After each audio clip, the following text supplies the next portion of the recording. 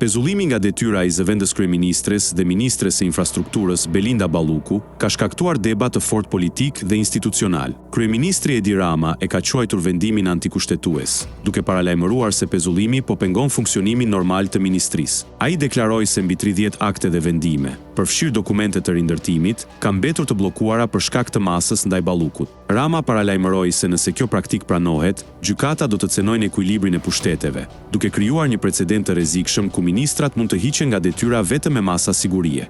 Në këtë klim tensioni, gjykata kushtetuese do të shqyrtojë më 12 dhjetor nëse çështja do të merret në themel apo do të refuzohet. Avokati Ermal Hamataj shpjegon se rasti kërkon interpretim kushtetues, por ekziston mundësia që kërkesa të mos pranohet, pasi mund të jetë paraqitur nga subjekti i gabuar. Ai nënvizon se kompetencat e kryeministrit për emërimin dhe shkarkimin e ministrave nuk janë cenuar, pasi pezullimi nuk e pengon këtë proces. Sipas gjykatës, masa nuk prek mandatin e saj si deputete, pasi imuniteti parlamentar mbetet i paprekur. Çështja konsiderohet pa precedent në 34 vite dhe pritet që kushtetuesja të sqarojë raportin mes imunitetit të deputetit dhe detyrës ekzekutive të një ministri, si dhe nëse kushtetuta lejon pezullimin e anëtarëve të qeverisë në raste të tilla.